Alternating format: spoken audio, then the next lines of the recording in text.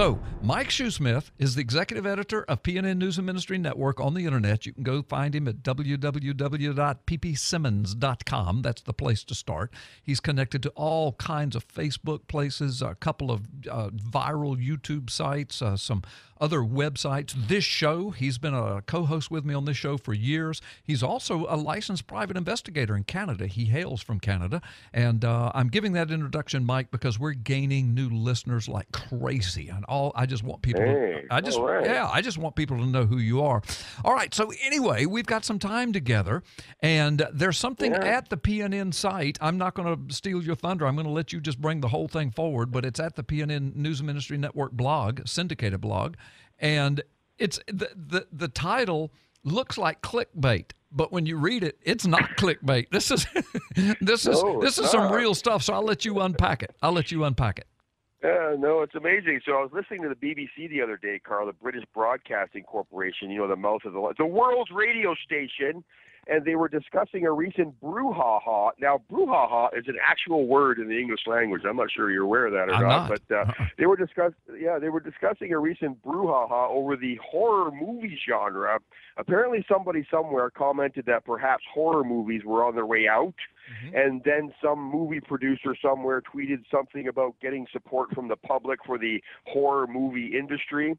So the BBC picked up on this, and they found a couple of drug addicts who were huge horror movie fans, and they interviewed them on one of their shows. And I just happened to be able to listen in, Carl, and I had it playing in the background. And I really began paying attention when I heard that one of the drug addicts they were interviewing was a minister in England. And the other was a woman. Now, why do I keep calling them drug addicts? Well, let me explain that in a little bit, but check this out. When the minister was asked why he was such a fan of horror movies, he said he supposed it goes to the result of evolution, the fight or flight response generated in the brain, and the resulting rush he gets from that, right? Mm-hmm. And I couldn't help wishing, Carl, that I could reach out to this minister and explain to him that fish to man deep time evolution is a stinking corpse, and that atheists and atheist ditto heads have strapped to the backs of David Attenborough and his ilk and recruited them to prance around the city square like a weekend at Bernie's, proclaiming it's not dead, it's merely resting. Yeah. You remember that movie? Yes, I do. But anyway, the reason I refer to them as drug addicts is the same reason I refer to people who watch porn and go to strip clubs as drug addicts. When a man sees a naked or partially clad woman, an involuntary chemical release happens in the pleasure center of the brain. We've covered this before. In fact, we were uninvited guests on Howard Stern regarding this issue. What's the drug? Well, there's 5 different drugs that are released, but most notably dopamine. So if we refer to the porn watchers and strip club attendees as dopes, we wouldn't be far off on that one, right? No, I think not. Yeah. Check out this horror movie research, which has been done by the science experts who study this stuff. This is from inverse.com, okay? Mm-hmm. Horror movies are so terrifyingly effective because on a subconscious level, your brain thinks you're actually about to be murdered.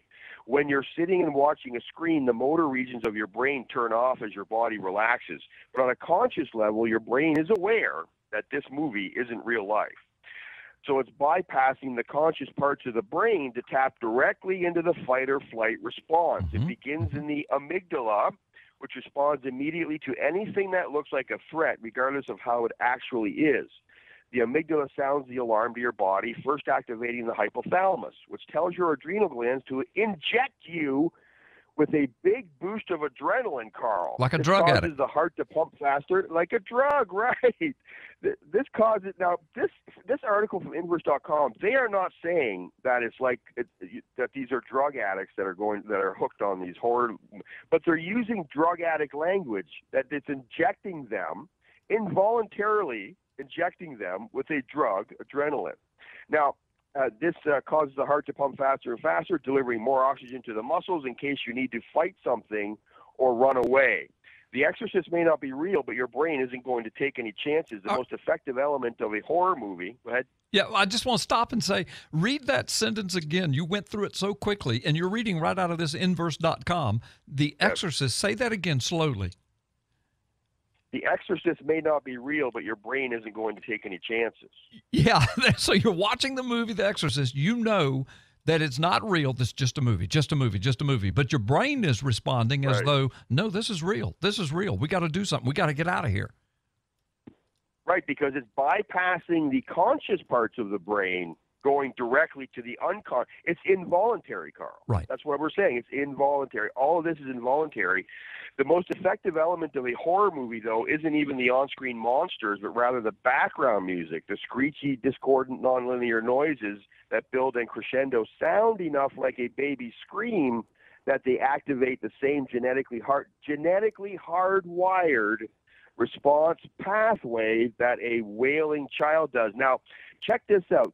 Brandon may have to open another wing at the Redeem Ministries center there in Alabama to get these people off of this stuff. Yeah, it's an addiction center. Yeah.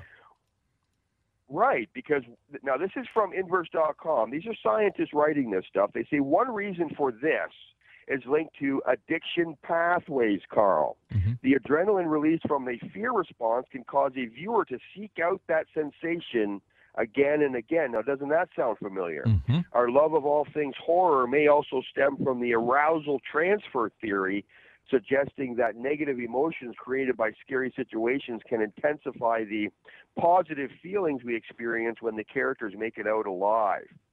And that, people who are addicted to television also have this issue. I wrote about this in my book, Fast Track to Freedom.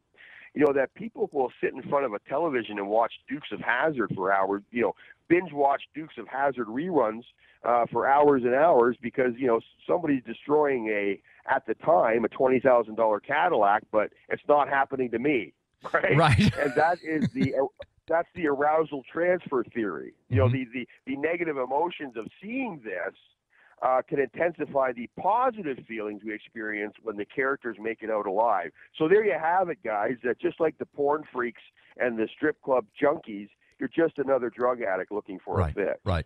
And, listen, this is so fascinating. I mean, my mind's going a million different places that all come back to the point of everything you're saying. But you have inspired me to think deeper upon this. And I'm sitting here thinking, horror movies. Okay, think of the horror movies of today, how realistic, I mean, with all the technology we have now, how real, the decapitations, the gore, the blood, the murder, the mayhem, the rape, the pillage, the torture, just on and on. Any kind of monster you can invent in your mind, we can bring it to life on the screen and put it in your living room with you.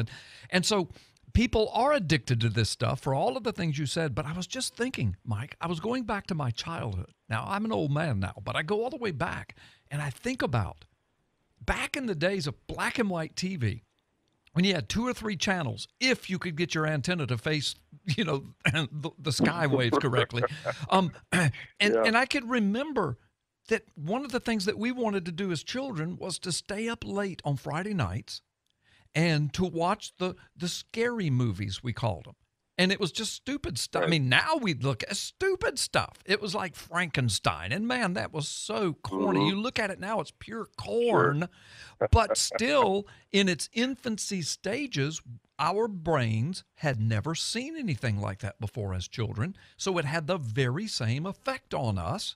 But just like porn, just like dope, the human race got addicted, and it needed a little harder drug and a little harder drug and a little harder drug. So the technology has been fed, I believe, by the demonic realm. And I'm not saying that all television and all movies are demonic, but I'm saying I can see it now. I can see over the decades how it's come to where it is now. And now it's gone from Wizard of Oz and Frankenstein, which was stupid, and Dracula, Count Dracula, in the old black and white stuff, that class B movies, it's gone from that to big screen, surround sound, blood and gore flowing. Anything that you can imagine is just right there pumping into your brains in just these few decades. I can see what Satan is up to. He's opening up those channels in our brains, in our minds, and he's opening up pathways of infestation. What do you think? Am I right? I mean, I'm just thinking about this stuff. Yeah, no, we're not pointing our finger at people and saying, how dare you watch this. We're simply saying that you are a victim of drug peddlers. Yeah. For the longest time, these people have known that if they can bypass the conscious levels of the brain, with ones that you control, bypass that and get into the subconscious and tweak and control and get those drugs flowing from your glands into your brain, they can get you hooked on this stuff. The porn producers are the exact same way. They know the results that this has on men. The advertising agencies, they know if they pump the sex into their products, they can sell this stuff because men can't get enough of that drug addiction. But they don't know that because it's all involuntary. They don't know that they are victims of drug peddlers who, they don't have to go to the school grounds and do it. They can just go into through your televisions and in through these strip clubs and porn sites and get you hooked, get you putting your credit cards into the website URLs and getting your money because they know that they've bypassed your control centers of your brain. Now they've got you hooked. Yeah, and the truth is, the so-called drugs, and I'm making air quotes, the drugs, they're already in your system. And then what's happening is these involuntary responses are opening the floodgates. The drugs that your body produces, I'm calling them drugs, they're hormones, etc., but the drugs that your body produces flood into your system and give you that high, if you will, or that addiction. Right. Yeah. Right. Yeah. Sure. Unbelievable. That's exactly what's happening. Yeah. Well, tell people again where they can find that article. It's called Why Horror Movies Are Like Porn. Don't Be a Dope. That's pretty good. Tell them where they can find it. Yeah. Just go to ppsimmons.com. It's right there. I posted this to Facebook, and people are saying, you know what? I always hated horror movies growing up. Now I know why. Yeah. Now I know why. Now I know why. Hey, listen, I hate the relentless return of the clock. Now I know why. We got to take a break, man. For thousands of years, mankind has debated how creation began. Ancient texts tell us the story.